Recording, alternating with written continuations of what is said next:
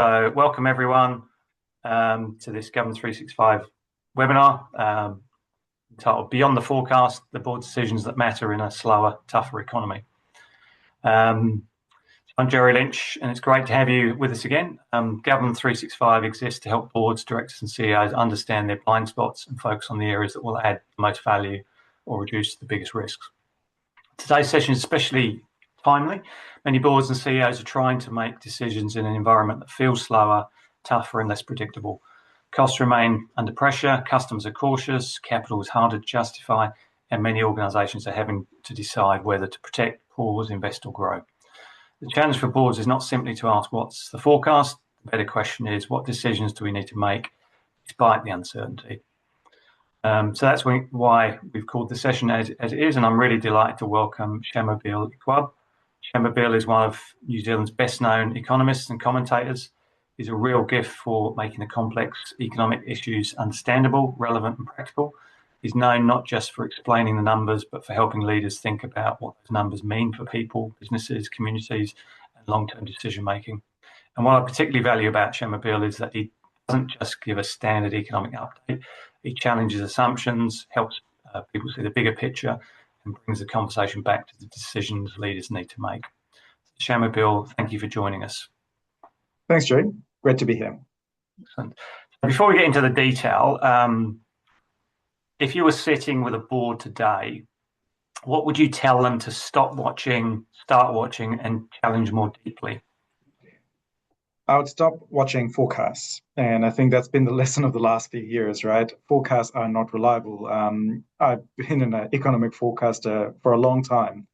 And I think the lesson I've learned is the future is not knowable.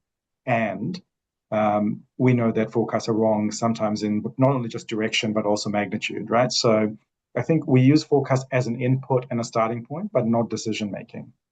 When it comes to the kinds of starts, and I think the starts are different for what you start watching. There's leading indicators that are relevant for your industry or your sector. Quite often, I think we look to the macro and go, what are the economists saying about the wider economy? And that can help. But in many industries, you'll have your own unique leading indicators that might help you to understand things.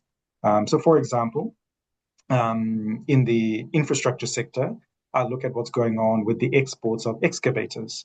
So when secondhand excavators are being exported, things are really tough. But when those exports fall, that's a really good indicator that confidence is returning in the market.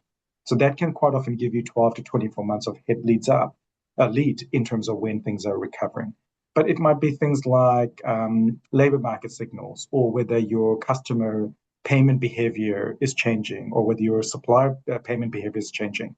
So quite often you might have the data in your own business to be watching much more closely to understand how your customers are feeling. In terms of the challenge, I think the big challenge for me is around we sometimes rely too much on the economic cycle. And I think that we should just wait it out and everything will get better. But in any business, there is I think, a cyclical element and a structural element. And quite a lot of those decisions we make around the structure, those big issues, are, I think, relevant and important regardless of the stage of the economic cycle. So you might decide how you do it, but I think it's always there. So the question for the boards that I think we should think about, particularly when the economic cycle feels uncertain, unpredictable, is not so much what will happen, but what will we do despite not knowing? Yeah, it's a good one. And I like the leading indicators is a really good one. Some of the examples you gave, because I don't see a lot of that. I see a lot of looking back on, lagging indicators and not so much leading indicators. Yeah, look, and I don't want to just lagging indicators because I think you want to know where you've been. I think it's really important to understand your performance as you have experienced it. But there are signals within the data that we hold and the signals that the data that exists out there that are also powerful. That information is only really useful for governors in particular when you can see the context of history, but think about the potential of the future. It's only when you bring those two things together that I think it makes things much more useful in terms of how much risk you might take, how you might manage risk, what decisions you prioritize, and what you might not. So those leading indicators are really powerful because that's what helps you I think, make better decisions. Yeah. And what assumptions do you think many boards and CEOs are still making that may no longer be true? Oh, so many. I think one is around pricing power. I think we've been through a very unusual period in recent years when pricing power had been recovering. I'm not sure that will necessarily last forever. I think around labor in terms of availability of skilled people, people who are ready to work. One of the things I see probably more at a management level rather than at a governance level is an expectation that the right skill and the right qualification of people with the right experience will magically appear, rather than thinking that when we need people, those people will need training, they're going to need time to kind of bring them up to speed to embed in our business to do it well. I think there's still an expectation that money is going to remain cheap. And I think the trend of the last 30 years is money was consistently getting cheaper. It's not clear to me that's going to be the trend for the next 30 years. So hurdle rates for how we think about investment decisions, our sources of capital, I think those things are, those are the kinds of assumptions that we'll have to think about. So the three that's kind of dominating my thinking at the moment is that assumptions around your pricing power, just how much pricing power you have in the market, the assumptions around availability of skilled workers in the future, especially with an aging population and labor shortages.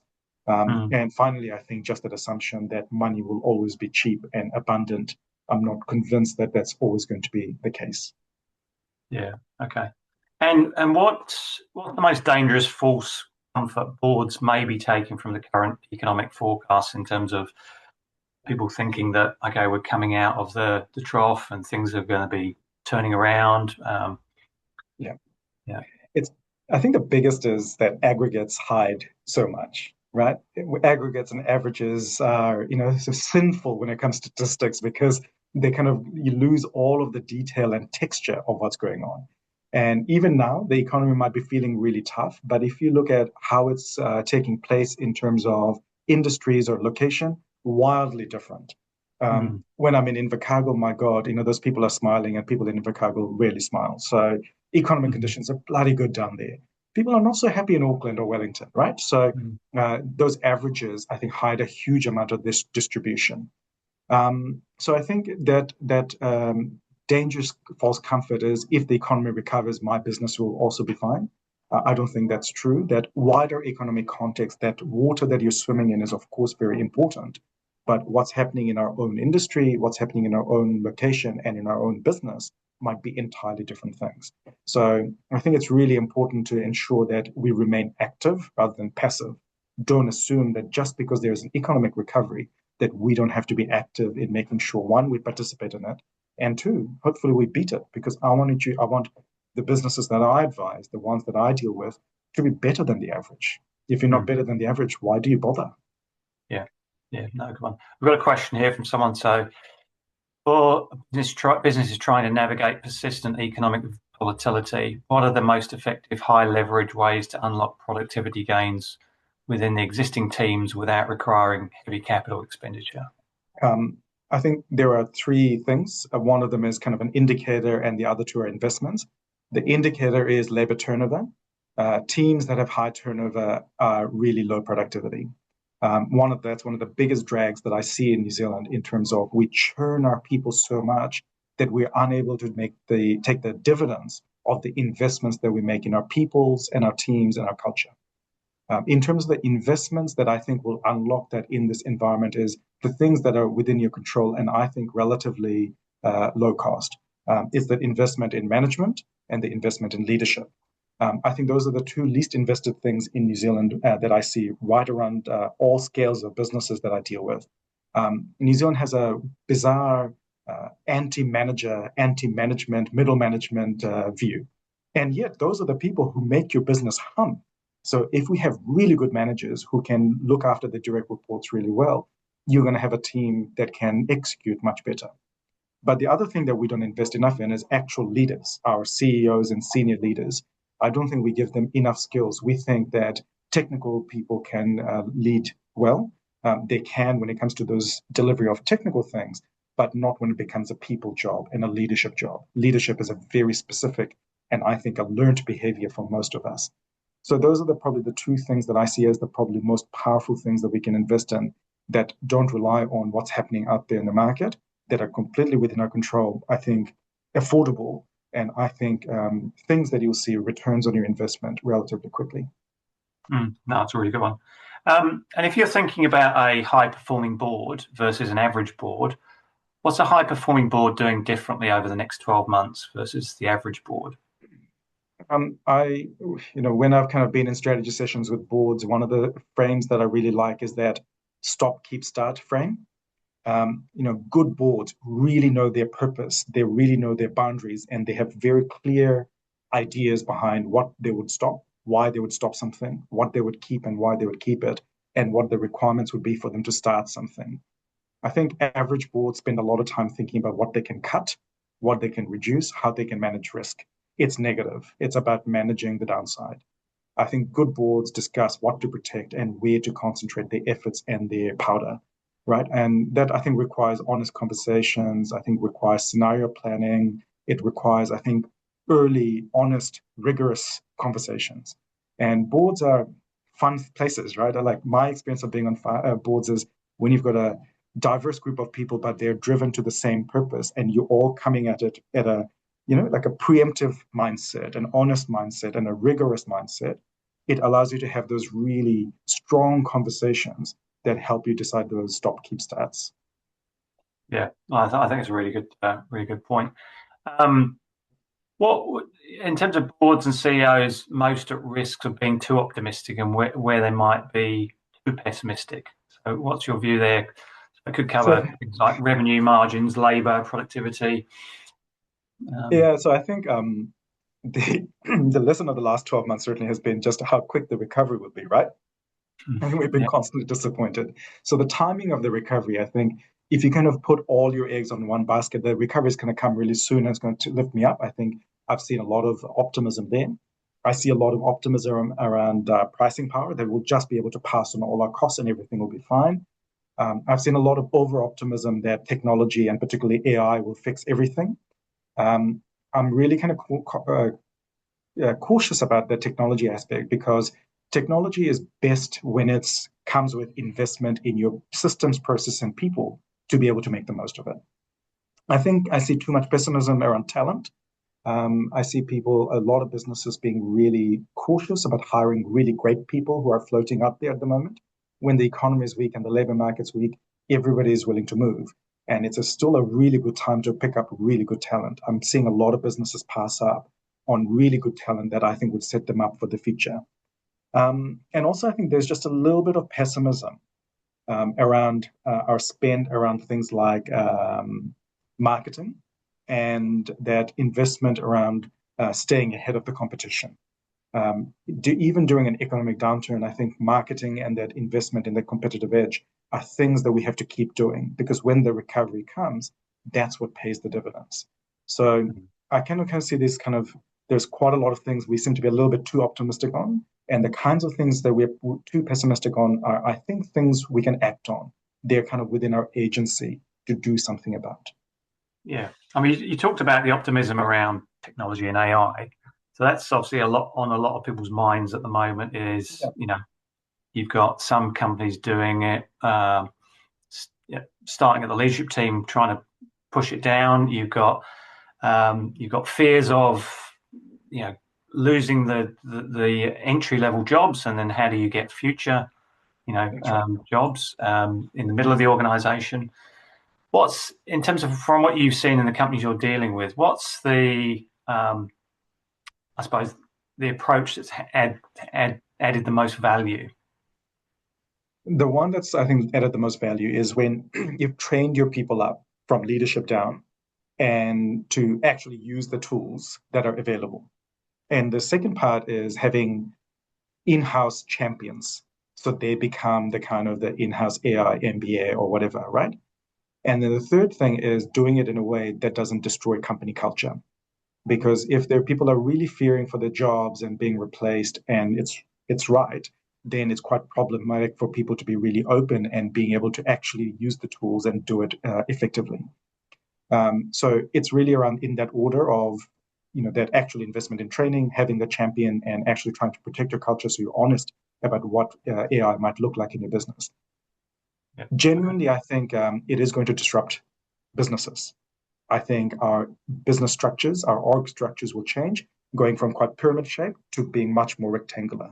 I think we have to do that because the number of bodies we threw at relatively menial, repetitive tasks is going to reduce because they're going to be far more scalable with technology, with AI and automation. I think we will do a lot more of it.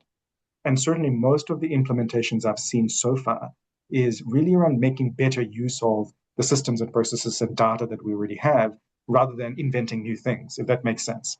Yeah. Most of them are not actually truly using the power of AI yet. They're kind of using the automation and some of those relatively uh, prevalent technologies that had existed for the last 20 years. It's just now at everybody's fingertips at low cost. So Yeah. I don't know if that answers your question, but I feel like technology is one of those things that you have to do relatively gradually because you want to take your people with it. And one Mm. of the most frustrating things that I see is people forget that any business is simply a collection of people. And the culture of your organization is the thing that is the difference between good and bad performance.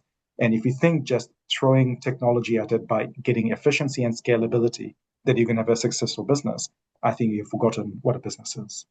Yeah, I think that's a really good point you make because I see a lot of companies letting the IT department own this. And what you're saying is actually this is about the culture, not about the technology. So, And it's about complementing people. So in my mind, it's like, giving each of your staff members or each of your teams a team of assistants, a team mm, of research assistants or automators or coders. All of a sudden, you're just harnessing their knowledge. And a lot of it is to make sure that things are not just going off in 100 different directions. This has to be done because people hold really important information that's quite often private and commercially sensitive. There's a whole lot of privacy, business, ethical issues that are involved in this. So it's not like you can just go ahead and just throw everything at this. You have to do it in a fairly deliberate way. yeah, okay. I want to just go back to one point you talked about in terms of the high performing board versus the average and the conversation around risk and strategy. So if you're looking at a company that's high performing, what's the strategy look like? What are the signals that you're seeing that says this is a board that really understands strategy? That's Yeah, I mean, you probably see a lot more of it than I do, Gerry, but the way I see it is a strong, well performing board has really understood its purpose and it has distilled a big, hairy, audacious goal of what that success looks like. So they can center around that one purpose. But underneath it is a staircase of multiple different pathways to get there. So they've yeah, got an option A, B, and C of if things turn out this way, we'll do it this way. If things turn out this other way, then we'll do this. But they've got a very clear direction, a North Star that really helps guide them. But they've got those things we talked about those stop, keep, starts really clear in their heads, the criteria, the values, the trigger points. Those are all kinds of things that they do in a very honest, robust, rigorous way. So with those good boards, I don't see them kind of getting too caught up in past decisions. I think I see them being much more focused around the purpose and the culture of the organization and just making sure that they stay true to that and they're infinitely malleable as conditions change. yeah. And if you see a board with a 5-year forecast and their revenue growth, what do you want to know underneath that? What I want to know is what are you going to do when the forecast doesn't happen? Right. Because my experience is forecasts will be wrong in both magnitude and direction. Mm, So when we get it wrong, what will we do? So right. if you kind of sit there and go, we're going to get 5% revenue growth, and when that happens, that's what we're going to do X, Y, Z with. I get really frustrated by that because kind of go, it's so unknowable, right?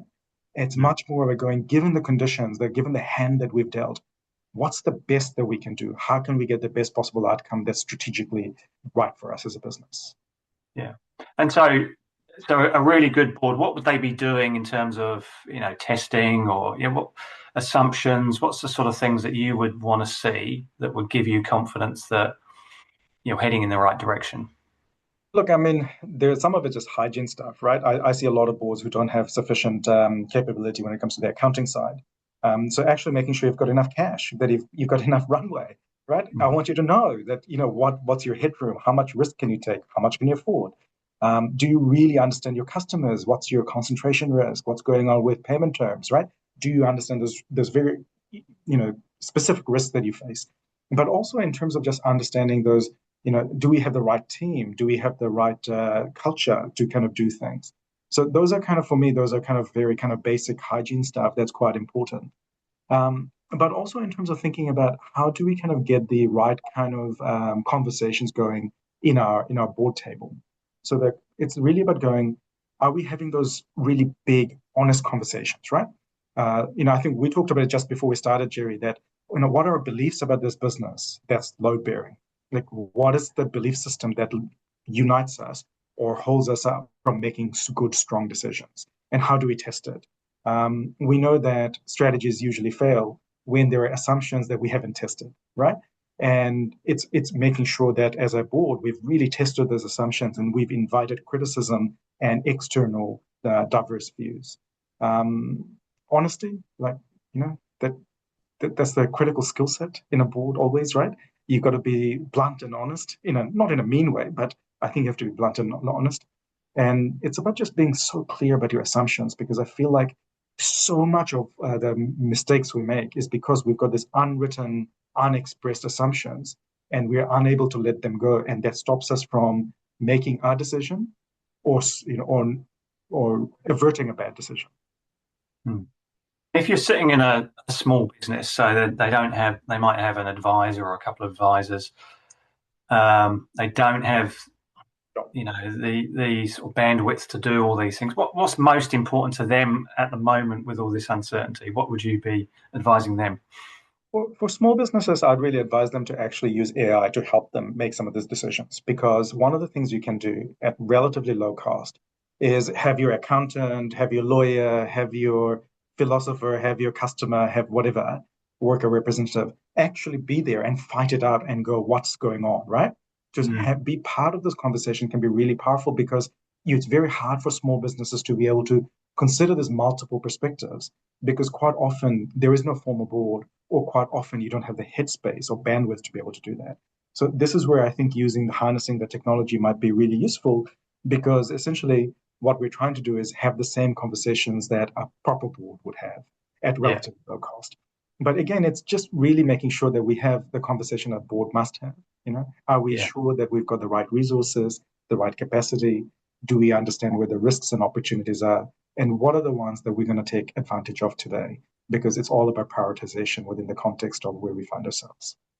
yeah. So you're saying about set up a virtual board Yeah, based on the people that ideally you would love to have around the table. And yeah, I did that last week. Actually, it was quite good. And actually said, "Here's my challenge."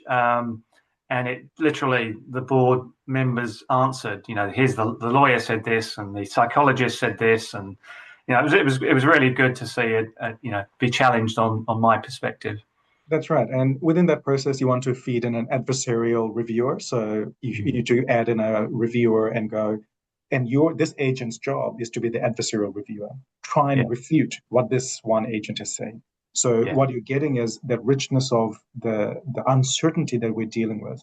And you'll have context that the AI will not have, but your context is much more useful within that wider bit of information and the challenge that goes on. So you don't want to spend, I think, too much time on it, but essentially, can we kind of scale some of those conversations that we would normally have that you might not get? But it's also true for many large businesses where boards don't necessarily have ideal mixes of people or skills or the depth of skills. And yeah, so having some of that might be really useful. And you might just say, look, I want a young person's perspective, or I want a worker's perspective, or I yeah. want a back office versus front office perspective. Mm. Those things can be really powerful because it can help you at least shortcut some of these things. You don't want to take it at face value, but again, it's about being a good board member in terms of being able to actually take into account all the different stakeholders that are involved in the decisions that we're making. Yeah. Okay. I want to talk to you about risk. We talked a little bit about this before the start, but I see again. Firstly, when people talk about risk, they always talk downside risk. Secondly, when I talk to people about risk appetite, um, no one knows what I'm talking about. And I ask a board, how's your risk appetite? Some say that they're really high, some say they're really low. But what's more meaningful in risk as a, because there's a whole load of jargon that, we get lost in. Yeah, I think What's so too. useful? Yeah, I mean, I think it's really around what would you need to make a decision? Do you know what I mean? Like, so Mm, I think, that what we talked about before in terms of being that for the board, I think the most important thing is that agreement around that strategic purpose of your organization. I think once that North Star is really well articulated, you've already kind of answered many of those questions in terms of where you might head to. And after that, it's so much easier to have those conversations around that stop, keep, start. I'm not saying that's the only yeah. framework, but I think that's a good way to maybe test ourselves to go, what are we actually going to stop? What are we going to keep? What are we going to start? And why? It's the why part, being able to justify that is really important. So I think, again, it's that kind of early, honest, rigorous conversation in that order. So you want to be able to have these conversations really early because let's say we've talked about downsizing a team, but we've already planned for it. And that means that we've already decided what those boundaries might be. What are the criteria that we will assess? What are our goes and no goes? Those become much more well and clearly defined so that when you are in the heat of the moment, when the pressure's on, we've already got the framework or at least the rudimentary elements of the framework to make a good decision. So when it comes to risk, I think it's not so much about upside or downside. It's understanding that when the unexpected happens, when things shift underneath you, how do you respond? Whether it's a Mm, positive or a negative, it doesn't matter. You need to have at least the framework of it ready to go. yeah. And I think it's that early aspect of that strategic conversations in boards can be really helpful. Having that actual honest culture inside of a board is just critical always, but that rigor that you can bring into it because you've got frameworks and goes, no goes, whatever it might be. Again, it's just having a way that we always make decisions together. So then it's always clear, it's always tested against those boundaries, means that we just make better decisions. And I've seen this happen in many boards where they do this regularly and it's like a muscle because you exercise it. You can apply it regardless of the situation that you deal with. Mm. And I like going back to what you talked about earlier in terms of the leading indicators. I think, yeah, if I'm hearing rightly from what you said there, is if you're tracking that, then if it hits a certain point, then you sort of go to your plan B or whatever and say, right now we can invest because it's reached a critical mass or. Exactly. So let's say we set a forecast for the year, but it has to be subject to a leading indicator that says if it hits this trigger, then that forecast is likely to be realized. Mm, So we have to have some way to measure whether or not the assumptions that we built our forecast on is coming true or not, right? yeah. And so, when I see people setting targets for the year but not keeping it live, going, are the conditions actually unfolding as we hoped? That's when we make bad decisions, right? So having those scenarios in our heads, or at least, or maybe even on paper, having pre-agreed triggers on leading indicators to know, well, actually, that our leading indicator is not picking up as we hoped. Maybe things are much worse. Given that Yeah. our downside scenarios come into play, how would we plan for the rest of this year? Or how do we plan for this quarter? I think that's a much more honest and realistic way of dealing with business rather than giving ourselves these unchangeable annual kind of targets that trap us. Yeah. Targets should be traps. Yeah. And if we just talk about not-for-profits at the moment, so in terms of if you're sitting on a not-for-profit board, um, how should you think differently about the current environment and what might be Yeah. changing them? So I've been looking at the numbers because I'm a nerd. I love looking at the charities register, and I've got an API going. I download all the data and I play with it. And essentially, what I can see in that is demand seems to be rising, funding is flat to down, and the workforce is becoming exhausted, right? So between the data and the conversations I have, this is really big stuff. For a lot of charities, they're running deficits. And sometimes it happens passively. I don't think you should be making passive decisions around running deficits because it's about your organization, sustainability, long-term sustainability. If you're going to use deficits, I think it's really important you do it with a very specific decision and how you're going to make the organization successful so it stays true to the purpose of that not-for-profit. Um, it's okay to use reserves. I think I see a lot of charities that have reserves that they never use. I'm like, well, what's the bloody point? You may as well not use it ever then. Don't have it. But if you're going to spend it, you need to make sure that you understand why you're doing it. The conversations that I think are really powerful for not-for-profit boards at the moment are probably around collaboration. I think there is so much need out there, and there's so much pressure that it feels like you're just under pressure and you just have to, get your head down and just get things going. I think a little bit more collaboration and conversation within this sector would provide a lot of strength and a lot of capability. I think the problems are shared, and if we share our lessons and issues with each other, I think we'll do that really well. I think boards probably, in particular for not-for-profits, I think very honest conversations with funders is probably where I'd like to see a little bit more effort. And I think the conversation is to shift from we deliver this service to saying that we are part of the social and economic infrastructure of our community. What I see in terms of, the local sporting clubs or the local food banks or whatever, they are a critical part of those communities. Without them, something terrible happens inside of an organization or of a community. So there is for not-for-profits, there is a whole bunch of, I think, pressure cooker things that are happening today that require some specific, deliberate, short-term actions. But I think there's also a big narrative shift in terms of moving from we deliver service XYZ to really understanding our place, which is beyond delivering the service. The reason why we do it is because we are key architects of social cohesion. Yeah. And if you were looking at, whether it's a not-for-profit, whether it's an SME, or whether it's a bigger board, what would you ideally like to see the agenda? What would be the focus of the agenda? What would be some of the questions on the agenda that you would want to see first and foremost? Well, and I think what would you spend less time on? So that's the corollary to that. So, my least favorite time on a board is when we spend an hour signing off bloody minutes. Yeah. And, have you read this? Have you read that? It's like bugger off. Let's spend our time actually having a conversation. Let's do all of that admin stuff offline. But we have such amazing online software services now. None of those admin things should be done in a physical board meeting where time is precious and conversations together should be rich and powerful. I think the big thing that I'd love to have more conversations of that I've found difficult myself on board situations is how we have honest conversations about the assumptions behind what we do. And Gerry, you kind of mentioned that in some of the work you've been doing recently, that's what you've been trying to unpack is given the kind of the people and the experiences that we bring to these tables, are there unsaid assumptions that underpin what we're doing or the decisions we're making or the decisions we're not making? And if I reflect back on the strategies that haven't worked in boards that I've been involved in, more often than not, those strategies have failed because we wrote something in or out because of an unarticulated assumption.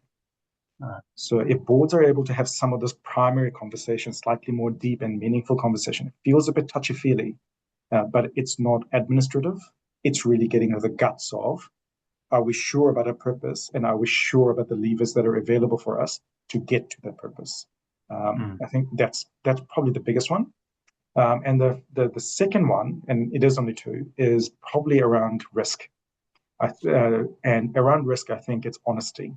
So when we have conversations around risk, quite often I see this, oh yeah, I've got a heat map here, and this one is yellow, and this one is red, and this one's changed, and everything is unchanged. And then go, yeah, that's fine, move on. And actually, that's the one we should be spending the most time on, right? And so an actual honest conversation about risk, I think, is probably what I'd love to see a lot more of. It would make our boards and our businesses far more successful. So linking to both of those things there is about honesty. It's about the team. It's about the culture in the boardroom. Of course. What's the signal? Because again, you assume that people can have honest conversations, and they can, but sometimes the psychological safety, or what's the, I suppose, if I'm the chair, what tells me I have the right conditions to have those conversations?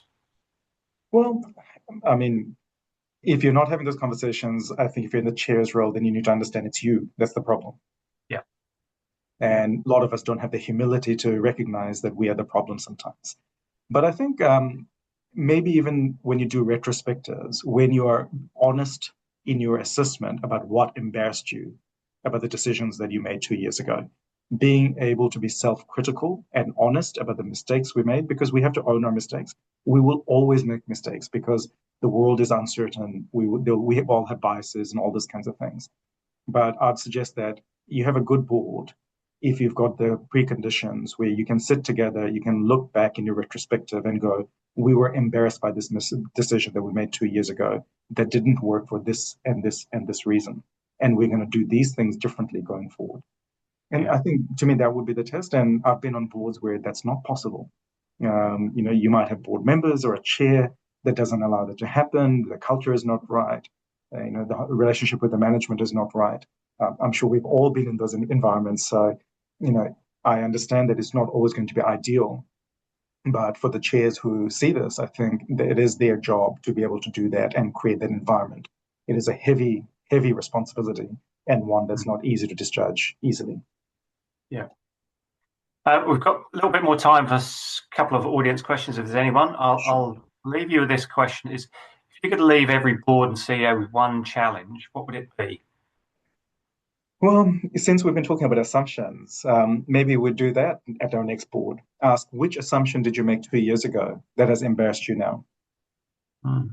And that little bit of critical self-reflection I find is really useful. My big one is 10 years ago, I called Wanganui a zombie town. And right after I called it a zombie town, the bloody place started to grow like anything. After 40 years of doing nothing, it just went.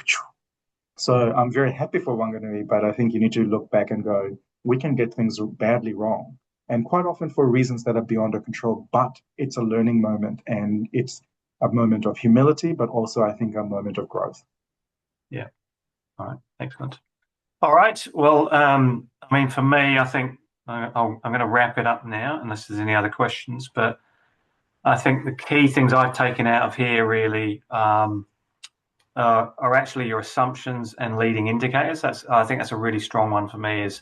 Is recognizing for your industry what are those leading indicators that tells you your forecast is likely to be true, and how you track those to make sure that you can actually take action to invest or actually to take other plan B options.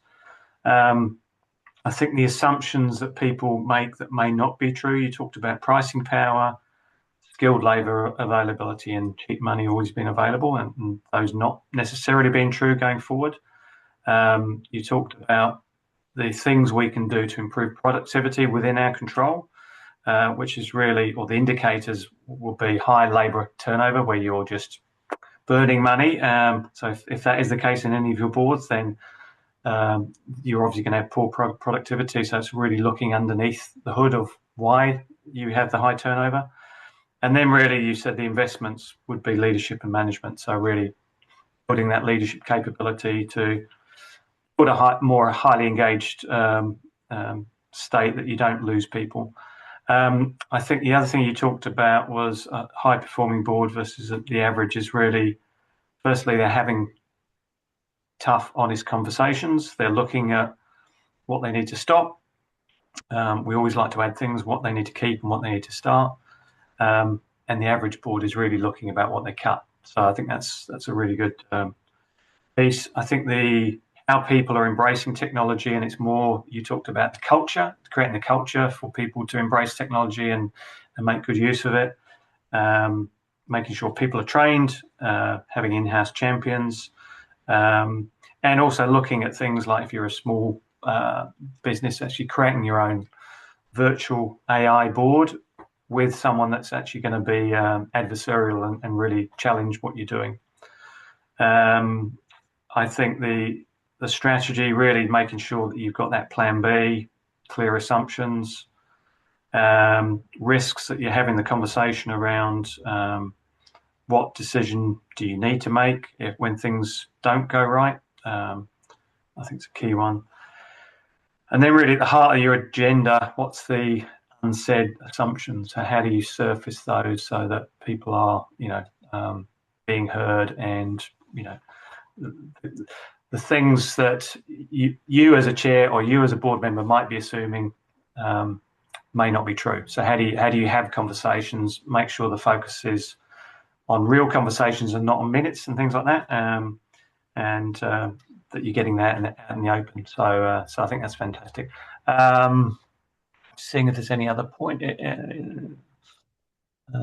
Oh, here we go. Isn't risk stroke factors that are beyond your control a cop-out? You may not be able to prevent things from happening, but you can always choose your response. Yep. I think that's absolutely right. I think that's what we were trying to describe is the external environment will happen, but we need to be ready. We need to be early, honest, and ready with our responses, or at least the outline of our responses. So when something happens, like when the ground shifts beneath us, we're able to respond rather than panic. Yeah. So excellent. So Shamubeel, it's a fantastic conversation. So as I said before, at Govern 365, our work is helping boards and CEOs lift the quality of their governance and really helping them uncover their blind spots. Today's session really raised questions about, how the board's operating, what your assumptions are, the conversations you need to have, and that's something we help you have. If anyone wants to get into contact with Shamubeel, he doesn't have a lot of time on his agenda. He told me he's doing 100 speeches during the year, which is blew me away. He might be able to fit you in on the conference at some stage, but it's been fantastic. I really enjoyed your practical, down-to-earth, honest answers and conversation, and appreciate that. So thanks everyone for joining us, and look forward to catching up next time. Thanks everybody. Shamubeel. Thanks everyone. Have a great day.